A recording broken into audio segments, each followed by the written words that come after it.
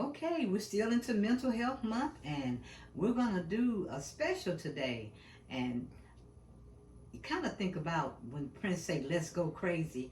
Well, let's ask the guys, B- BC, before you go crazy, how do you feel about mental health, Kenny? Mental health, we need to stop shaming it. We need to stop demonizing mental health because when you shame mental health issues, that means silence is not always golden. You isolate yourself, and isolation is a kiss of death. You, Woo, what you think about mental health? We need to be working on our mental health every day. It should not be just every month or October the 10th, World Mental Health. We should be aware of mental health every single day. It's like Mental Health Month. It's like Black History Month. It should be every day. All right. Are you glad you can you got a dialogue with your family where you can just be open about it and talk about it? It's yes, because it's very important. It is life saving. Yes. Dialogue is very important because if you don't communicate, then you don't participate. When you don't participate, then how does someone know if there's something wrong with you? Because you're being silent, and silence is not always golden. Okay. Well, what do you all think about people when they talk about, try to shame people that have mental health issues? They're committing murder. That's what they're doing. What I mean by committing murder, they're not physically committing murder, but mentally they're committing murder. Okay. Basically, they're shaming themselves because it's called outward projection. Because people have trouble coping with themselves, but when they see someone else, they outward project. So by shaming, it takes the attention off of them onto someone else, and that could be very unhealthy, and that is also known as displacement. Well, when you say committing a murder, let me go back on that one because um, you basically kind of feel that people kind of need to open up, but everybody can't open up because everybody don't have a support system with somebody to talk to, and they've been shamed so much that they just kind of, isolate themselves. Now that inward isolation might end up leading to a deletion, a self deletion, but it does it breaks your spirit, you know, and it keeps you away from people. Or you can go out and you act like everything is normal, everything is great. Because we saw that happen with DJ J Twitch. Remember, Kenny? He did so many videos that he was happy. He appeared happy. You could be happy on the outward, but what about your inward appearance? I mean, if you don't focus on your inward, then your inward eventually will affect your outward. And we now today we don't have Twitch because it was more of his outward appearance than his inward appearance, which is his mental health. And mental health is very important. And what do you have to say on that, Woo? What I have to say on that is I agree with KGTV. And what's even more worse, they just say, it's the shaming of the deaf for saying, oh, he got so much to live for. Why did he take this? It's like you're shaming someone's death. You don't know what he went through. The problem with people, especially in American culture, instead of addressing the issue, it's easy to shame and placing the blame than addressing the issue because people are in such a rush, they don't have time to sit down and have a family meeting to talk about things. That's where we need to come together, sit down, and put everything on the table. Um, uh, Mental health, and and like I said, I don't really like back in the day, but I'll look in the rearview mirror. It was a subject that was not talked about, not discussed. The subject was not discussed because it wasn't so much about uh, your mental health. It was about the person that had this facade to put on for the community. You know, they didn't want anybody to know in their family that we got somebody that's all get up and go as they consider crazy.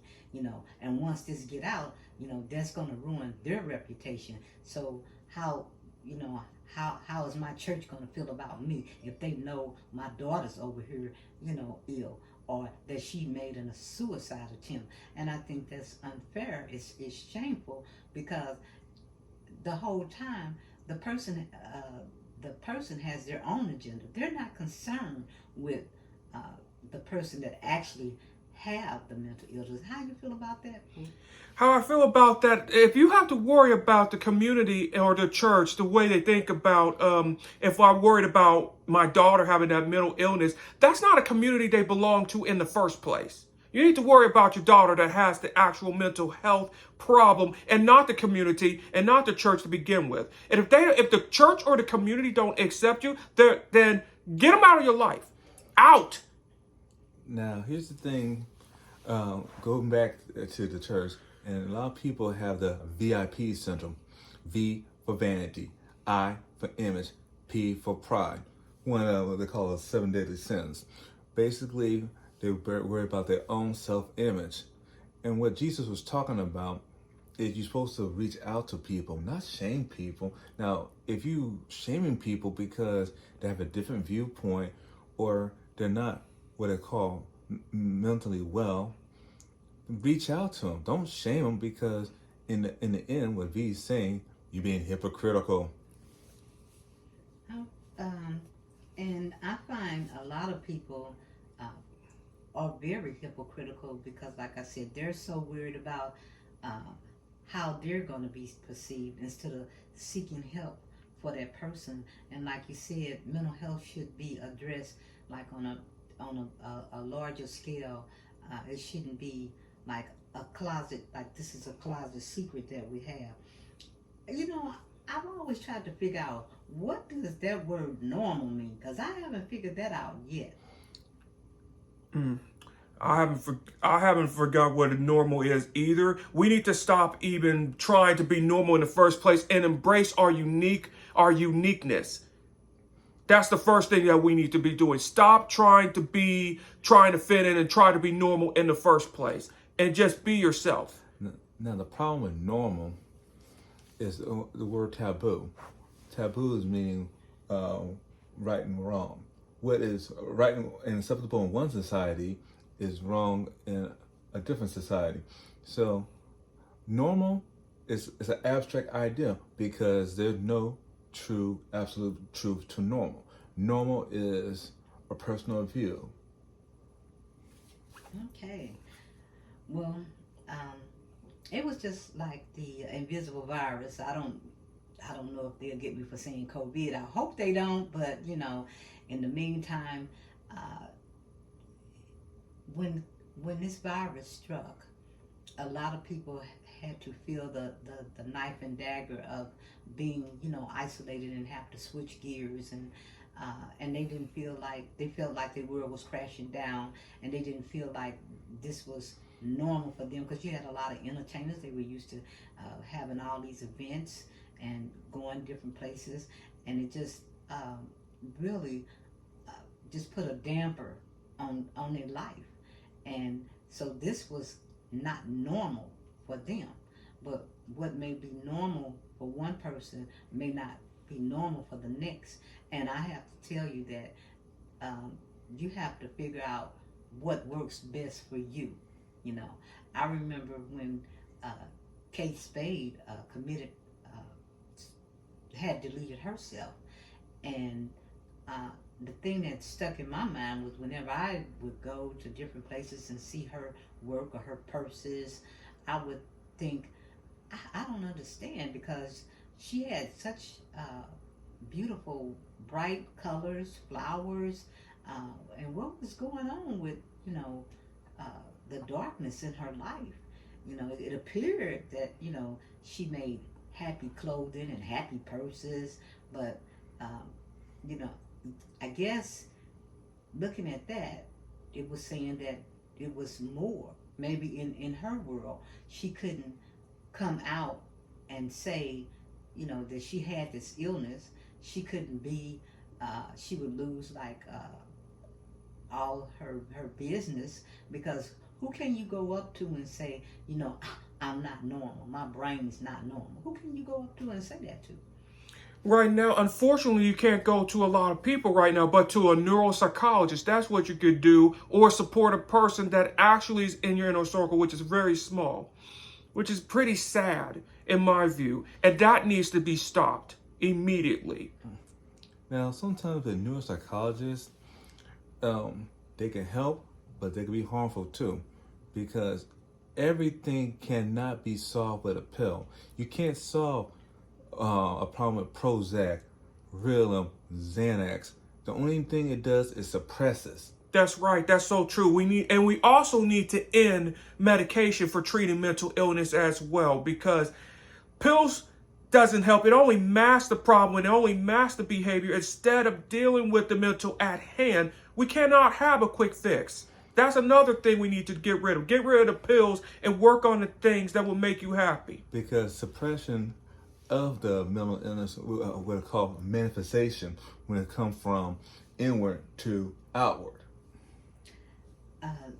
They kind of overdo it with pills because a lot of times people want a quick fix, and I think our society has just failed to really work with, our children, our young adults. We fail and we get a big L, because I've even heard people say, well, with mental illness, it takes too long. It's going to eat up too much of my life. I can't hang out. I got my life to live. But somebody along the way, you can help them, showing them that, that they're not alone. That's the whole problem with this. Leaving that person alone. I mean, just to even stop and make checks on the person, that's therapy right there. That is therapy. And the problem with the Western culture, I'm not going to target America only. I'm going to say the Westernized culture, we live life in the fast lane. It's kind of like a TV episode. A problem is solved in 30 minutes, minus commercial. But in reality, a problem is not solved in 30 minutes. A problem will be a month. It could be 2 years. It depends on the circumstance, the happenstance, and the viewpoint of the person. So to say medicine is a quick fix is false, because with medicine, going back to manifestation, everything's going to come out. Like right now, stuff is coming out in Hollywood because you got the World Wide Web exposing a lot of stuff and flaws in society in a whole. Do you think therapy works? Therapy only works with the right type of therapist and the right type of people. Therapy can work with the right strategies as well. It depends on the therapist. It depends on the people that is around you and the environment. So therapy can work. With the right training, the right education, with the right personnel, and with the right funding, it could work. I know my girlfriend went to therapy, and what she did was she just told them what they wanted to hear. She was like, I'm not telling if I stay in here and talk to these people, this is getting to be too much, because they're trying to medicate me. They want me to admit something that I'm not going to tell them. Is holding me up. So I'm just going to lie about it. I'm going to lie, and I'm telling what they want to hear, and I'm out of here. And that's what a lot of people do when they go to therapy. They're just like, oh, this is just a bunch of bull crap. I can't take it. I'm gonna get out of here. I'm gonna get on to doing whatever I need to do, and I'm gonna lie my butt off, and there you go. Fake it till you make it can only work up to a certain point, until you have what it calls the mental crash. What I mean by mental crash is like you can only get tell semi or fabrication of false feelings, then you run out of ideals, like writer's block, but it's called liar's block. And then one day you just break down and you say, I just can't handle it anymore, because you live in a lie. You're not okay. Once you acknowledge that you're not okay, that's where the healing begins. That fabulous saying in the media, if it bleeds, it leads. And so who's getting the pressure about the mental health? Everything is being blamed on mental health. So what do you feel about that, Will? I don't think that everything should be blamed on mental health, because mental health is unintentional behavior. Like the gun massacres, that's intentional behavior planning. That should not be blamed on mental health. Only 5% of people commit crimes, mass shootings. Only 5%. 95% that have mental illness are victims of gun violence. Right. And here's what people need to stop comparing with the massive shootings. They need to stop saying, "Oh, it's mental health." Now it goes deeper than that. What about the backdrop of the person's story? Did they have friends? What their parents was like? Were they in a hostile environment? Were they in a peaceful environment? I mean, they have to look at not only the mental aspect, they have to also look at the social aspect. Can you separate the two? Can you connect the two? It's a tricky business. So once you look at the backdrop of the story behind the person who does these massive shootings, and stop using mental illness as an excuse, as a crutch, and look at the deeper story, and that's where it all starts to come together. A mental illness is like being in a jungle when you run and you think it's kind of solid ground, and you get to mud and you're like in quicksand and you're just sinking and sinking, and it's a struggle. But the hardest struggle with mental illness is that you're wading through that quicksand, and you might realize why you're sinking. You're not even sinking for yourself. You actually hurt yourself for other people, you know, and that's a hard pill to swallow, you know, because it's just like I've had friends that contemplated, you know, committing deletion, and they said the only thing that kind of brought them back was that when they thought about in their last moment, they thought about all the things that they had did for other people and what they hadn't did for themselves, and then they realized that, you know, I really think I really want to live. I really think I need to figure out what I need to do for me, and I want to get out this quicksand. So what do you think about that? Facts, because a lot of times, and I'm guilty, I used to be very guilty of this, I always try to fix other people's problems, but at the end, have I worked on myself? It's never too late to start working on yourself. Once you start working on yourself, you feel more relieved. And yes, it's okay to tell a person no, because when you N-O, it's not hard to say, because once you say no, you need to focus on yourself, because you're not any use to others when you can't help yourself.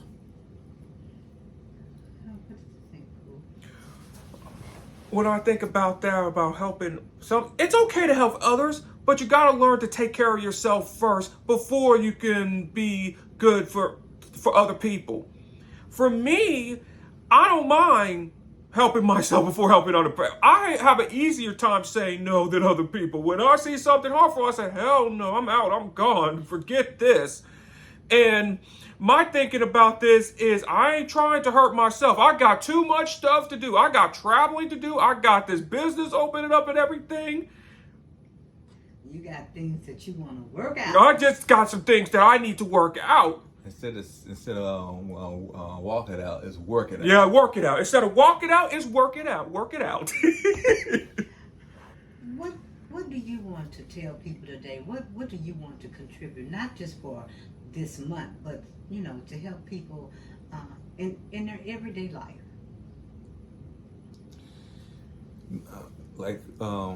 Mental awareness month shouldn't be a monthly thing.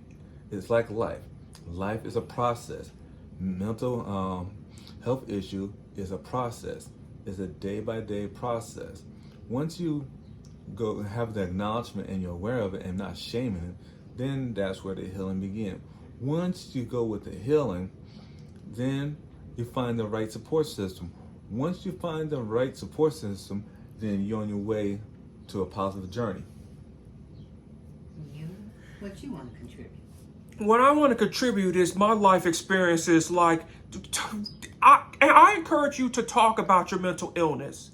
Don't hide your mental illness. Don't hide it. Because if you If you're not willing to share it, then you're sentencing not yourself, but to other people to death if you do that. That is irresponsible and selfish. Talk it out and share it. Well, everybody can talk it out and share, you know, because, you know, like you said, there's been a lot of shame and stigmatism in mental health. And it's hard, you know, to come out. And then you have to be careful who you share that information to, you know, because a lot of times people don't have people that they really trust. You can go, I mean, can you imagine going on your job saying, you know, I want to share that, you know, I have some mental issues. Think how long you're going to have that job. You're not going to have that job that long. That's why I even also encourage you to have creativity when it comes to mental health. If they don't accept you, then you need to create something on your own to have, so you can have that own space for mental illness and leave that hostile environment in the first place. Yeah. Learn from Johnny Depp with his psychologist. Yeah, you see how that worked out for him. Now, with that in mind, like you said, create something. Shout out to Sean Cannell, where he said about YouTubers, 90% of people who create stuff are happy. Find a hobby. Keep a journal. Create a website. That's what we're doing. Like, create a website, create different businesses, travel for a little bit, join different travel communities. Like, for me, for instance, the Passport Bros, for instance, or other communities. That's one of the things that I support to help you with mental health. Well, you'll have a bunch of other people that are saying, well, and which, you know, I don't know much about the Passport Bro, but I'm just saying the travel, you know, sounds the travel side. The travel side sounds good for mental health, and managing, you know, just managing your mental health, you know, and having somebody like you say that you can really talk it out with. You know, I'm basically having somebody there that is just the ear, somebody in the room to just to talk to. Yes, right. There's someone just to talk to. Or write your thoughts down on paper. Now, if you got dysgraphia, meaning that you have trouble writing your thoughts down, record it. Use your phone. Use your phone and record your thoughts. And just record your thoughts. And record your thoughts on your phone. You don't even have to share it on YouTube. You don't even have to share it on Facebook. No, don't do that. Just share it. Just use your regular recorder. Yeah. Speaking of which, going back to Snitch Book, just keep a journal. Don't post your business on social media. Oh, they think you a cray-cray. So to prevent that messery, just have just a regular journal if you're a writer. And I'm not a writer, okay? So I just put it on tape and put it on film, okay? We just hope that nobody get a hold of it. No, we just hope that nobody get a hold of it. No self-soliciting and no self-exposure. Yeah. We ain't doing no expose like you two, like an expose or something. We're not like Mr. Mike TV, Mr. Expose or something. Well, I think that, you know, like, and this is what the creativity for me, of course, when people say, you know, we're going to have a family reunion. Oh, this is a good time to kind of really, you know, like, I'm not really into the barbecue and all of that, but hey, let's make it like a seminar. Let's sit down and talk about, you know, okay, we've had losses over the years. We've had, you know, traumas in our family. So let's either on that day, make a list of subjects that we can talk about as a family, come together, and, you know, the area of mental health that is, you know, in the closet, let's bring that out. That's right, bro. Whatever what's in the dark, it has to come to light. Yeah. It has to come to light. Yeah, we need to stop the Mrs. Schussman theory. What we mean by Mrs. Schussman is, shh, it's a secret, don't tell. But that's the problem. If you don't tell, it's going to be eating a person, not only in mental health, spiritual health, and eventually it can manifest into a cancer, because stress is known as a carcinogen, which is called a cancer-causing agent. Yes. Well, I'm glad we could get together and openly talk about, you know, this topic, because this has always been a part of our life, you know. It has. And we've lost people, and And part of that loss was because the reaching out, and it's hard to reach out, It is. and it's hard to trust people. You know, like Oh, I it said, sure is. You can't. You know, a lot of people walk around and they can't go to the industry and say, you know, I have a mental illness, because that cuts their finances. There They're goes gonna lose. They're there gonna goes lose. there goes their funding. Yeah, there goes their funding. You know, the way it puts that, like you say, that stigma. You know, they just have to hide. You know, so many people are walking around hiding. You know, I've been with people and they smiled and they laughed, and next thing I get a call, they're gone. They're gone. And we think that they had it all together. That's why I always say, never want what somebody else got, because you don't know what they're going through To get it. just to keep it. You know, you don't know what they're going through. The saying goes, it's not getting there. There's a challenge. It's maintaining. Meaning, yes, you're gonna have a little obstacle getting there, but once you get there, you're there. But to maintain on top of your game, that's where the struggle really begins. Even in friendships and relationships. I mean, you might like this person, you might be married to them, but something will change. And trying to maintain the happiness is challenging, because as months go on, years go on, things in our own personality change. Our values change as well. And You you outgrow your associates, you outgrow your friends sometimes, and you have to go friends that's growing together with you that level as well. Now, speaking of friendship and relationship, be careful who your friends are. In Shaquille Robinson's case, known as the Cabo Six, she had a bright future, and she took her friends to Mexico. She didn't make it back. Her friends did her in because they're jealous. Why be jealous when someone is trying to reach out to you? But then again, envy is something. It's a great change now. You know, everything that, you know, that was taught with your particular diagnosis, developing friends and relationships, is kind of out the window. It is. Everything. And with the help of COVID, that, you know, that was just the final straw. Yeah, because what happened was, you know, you were struggling with developing friends and reaching out and talking to people, even touching them, hugging them. You have to be careful about that. And then you had a virus that came in and said, if you put your hands on somebody, you might be out of here. You know. Not only out of here, or if you give them an employee that hug, they will be fired. Yeah.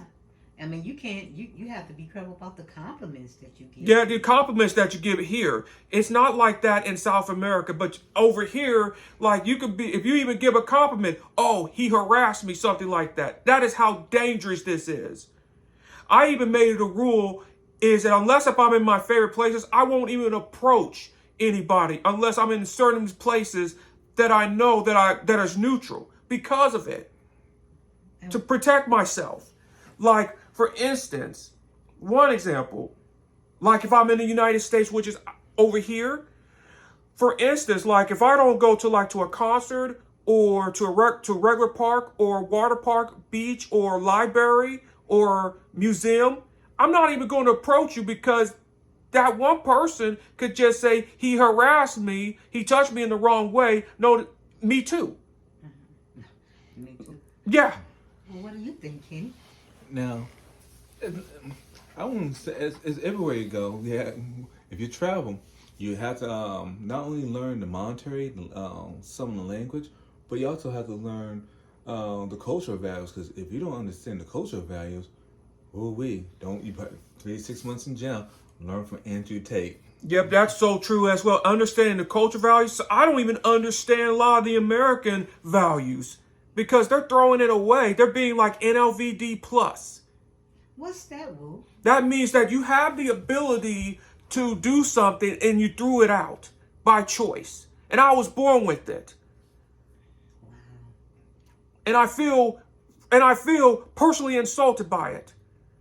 Well, you know, And that's what happens with all the technology now, because it strips us down to being just naked. No social skills, no interaction, repetitiveness. Our own original thoughts are gone. It's like the clones have, just taken over. They got more social skills than the people. Yeah. It's just really sad. I made it a point when I go to Costco or any other grocery store never to use the machines. Never. I don't care if it's just one item, because I always look for a human. And I even say to that customer, I do everything I can to avoid the job killers. All right. Keeping them jobs there, because they definitely stripping them down.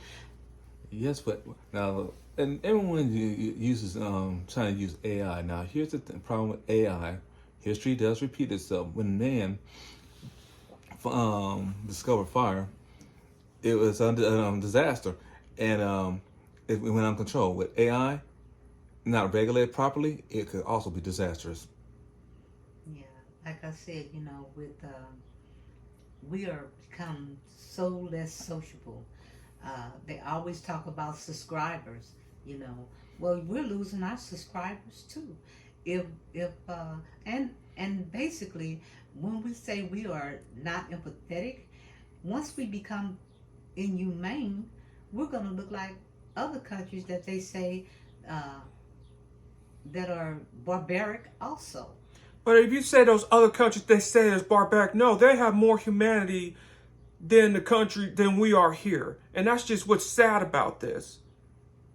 Well, people always painting their pictures. They're just painting their pictures, but they're not really educated. They never been nowhere before. They're not willing to be educated before either. And that's what's really making me sick about this. Okay. So, for one thing, like I said, personally, I really despise that everything falls on the wayside of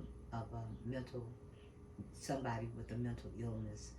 And the contribution here today is to let people know that there are families that are, talking, having an open dialogue, wanting people to say, hey, I don't feel well.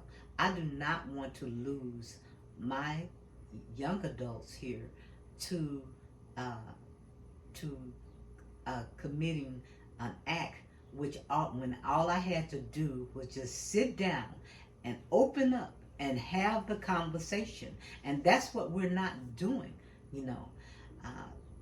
A lot of the young people out here today are just left alone, and they have to know that they're not alone. Once you get that across to them, they will open up. All this medication out here, and now, Woody, I was going to say this to you. Excuse me, Vondell. Some people may need medication, but with our healthcare system, a lot of people that have access to money, they can be overly treated, overly treated. And people that are poor are undertreated, Or get no treatment at all. Absolutely, no treatment at all.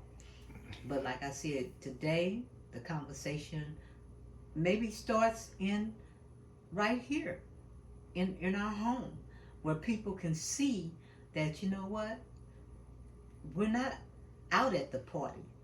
We're not trying to celebrate all the things that's going on out in the world. We're trying to actually sit down and have that conversation. We're trying to open up. We're not trying to be ashamed. We're not trying to hide. Mm-mm.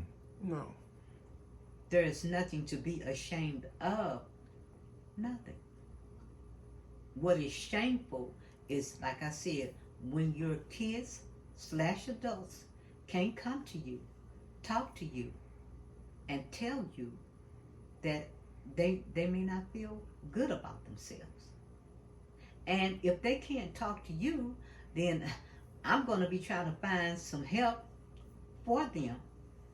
I don't feel ashamed about that. Because like I said, coming up, there was so many secrets in my family. My God. You know, there was so many secrets. And that secret always leads to trauma. And that trauma is passed on when you have when you have kids. It's that trauma is always there. But when you see it, you address it. You don't ignore it. You don't play it off. You don't say it's gonna go away. It never goes away. No. It never goes away. And you constantly work on it. Yeah, you constantly work on it, because if you don't nip it in the bud, it's going to be what they call a generational curse. Well, I don't know about a generational curse, but I know about getting getting help, you know, and that's where it starts. And like I said today, I think this is excellent. And I'm not saying for black families. I'm not saying for a white family, not for Latino. I'm saying for everybody, because mental illness It affects everybody. affects everybody, and Whether you're rich or whether you're poor, it doesn't have a color. Sure don't.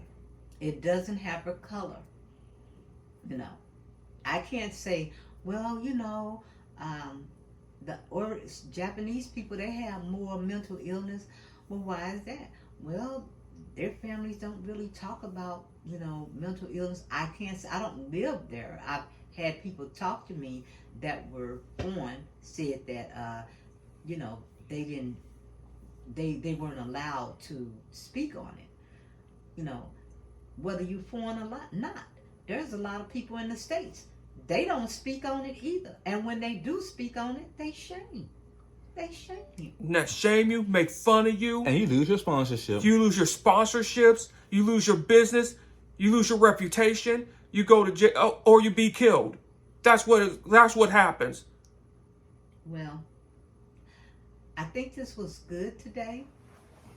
Moving forward, you know, because like I said, I want people to know that grab your child out there. Grab somebody that you need, that needs help. Listen to them. Hear their voice. Hear their voices, because they need to be heard. You know. But the skill is always listening.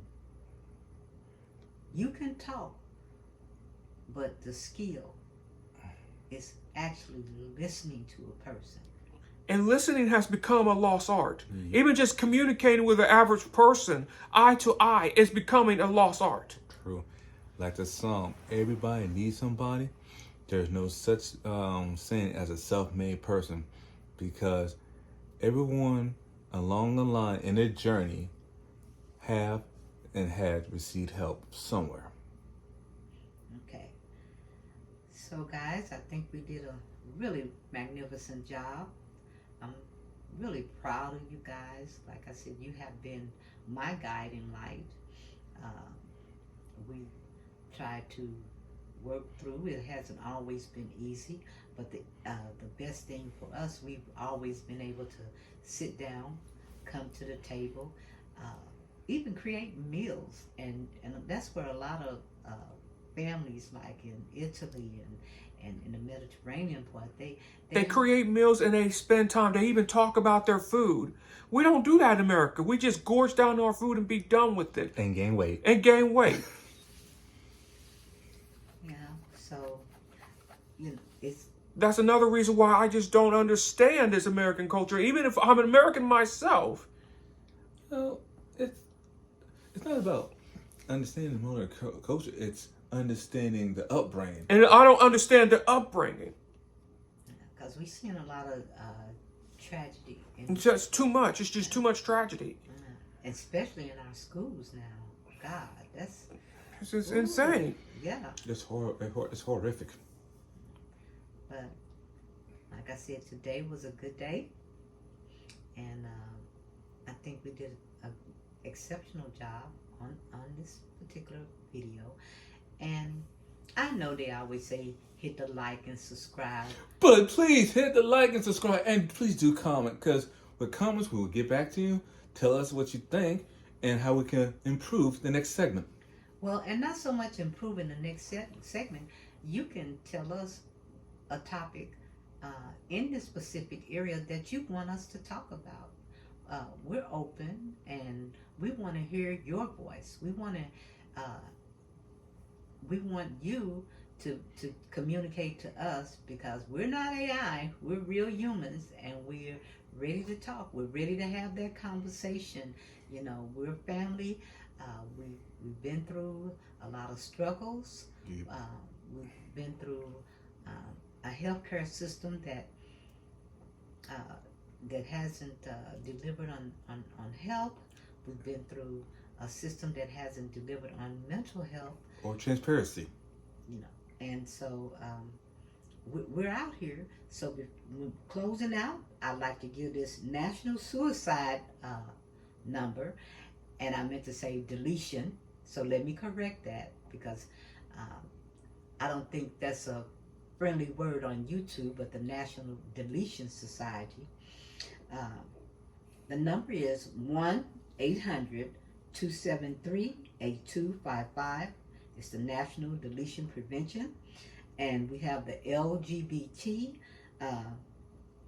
Trevor Project, and that number is 1-866-488-738. Also, we have crisis lines, and that is a crisis text line, and you can text 741-741. You have other organizations that's willing to help in the direct, if you need help, and you can go to asf.org. You have the cdc.gov, and even I think if you have reporters, I think they have a line also, and it's reported on deletions.org. So the word would be, we have to replace that word for deletions on YouTube. So once again, I thank you all for listening in today. This is part of our contribution to mental health, not for the month, not for a day, but to carry on for the rest of our lives. Scope for hope. There's always hope. And to always please seek help, and please talk about it. And if you can't really talk about it, if your family members don't accept you, cut them out of your life for good. Well, just walk away. You can still love them, but love them from a distance. Right. And, you know, like I said, walking away for some people is hard, because, you know, they may feel like that's all they got, you know, which kind of weighs on them. But, you know, to help you understand that when we say we have to cut out a person, that means that we have to step away, get help for ourselves. Hopefully they'll get help for themselves, because like I say, a lot of people that I know found out that when they were out there in that pool of quicksand, they didn't really want to die. And when they realized it, when they got probably too close, they realized that a lot of their struggles was because they gave too much of their life away to other people. That's right. And also try to give to yourself. Look for that balance and work on your hobbies as well, if you can. Alrighty, so we're going to close it out. Shout out to mental health continuing, not for this month. For every day. And still living. All right, and we're out.